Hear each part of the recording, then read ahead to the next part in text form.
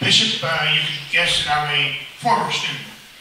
Through your study and thought, which is obviously considerable, how would you explain what happened here in the United States over the last 50 years when abortion was illegal and socially unthought of, and now is apple pie, America?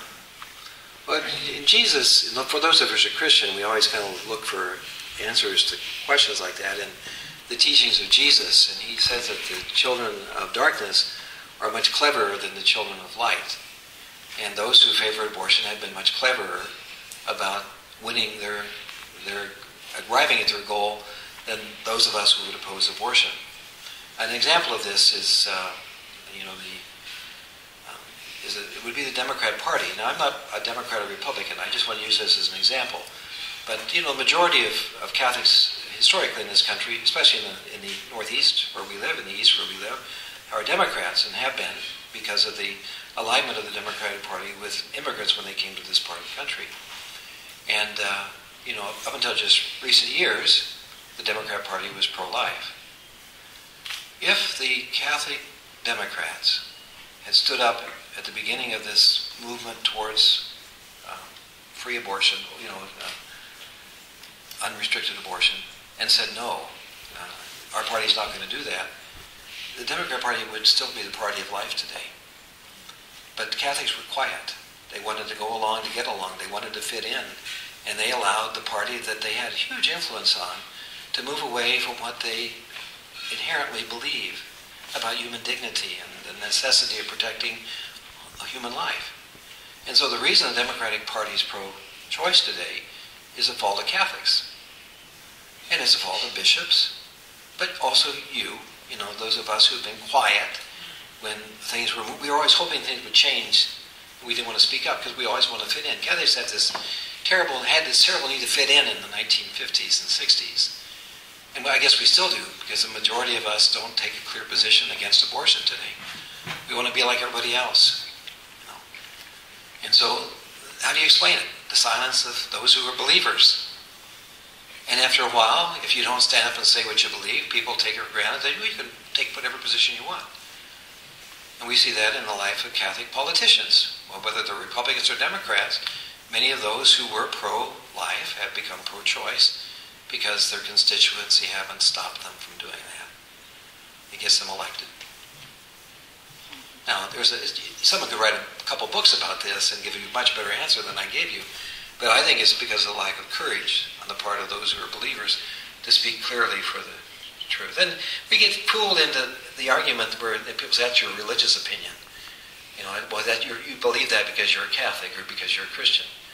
No, I believe that abortion is wrong because I'm a human being and I don't want people to kill me. Because if they say you can kill me when I'm in the womb, why can't they kill me when I'm 68, which is next year? If you can set the line, wouldn't you be nervous the older you get? I'm pro-life because I'm a human being, not because I'm a Christian. Being a Christian helps me to articulate it, and I see that you're my brothers and sisters. I don't kill you. We have a common Father, and He calls us to respect and love one another. That's all enhances and strengthens my selfish, self-interested commitment to be pro-life. But basically, I'm pro-life because I don't want people to kill me, or my mother, or my sister, or my friends. And babies are somebody's daughter and somebody's son, and should be our friends.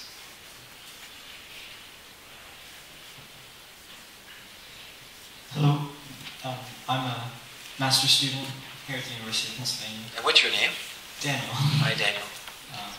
So, America has become very polarized today. I know many of my peers could not care less about your presence at this university, and they are convinced that they're right. They don't care. They're prone to mock. How can we engage these people on issues? It's like I've tried, but how do we do it? Well, we probably won't succeed all the time because it's kind of the nature of people who are 19, 21, 22 years old to be like you just described people to be, and you got to wait till they grow up.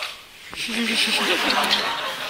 But on the way, they have to see that those of us who claim to be Christians really are loving and friendly, and we're intelligent, we're rational. So we argue, we don't condemn, we actually present positive reasons for believing what we believe.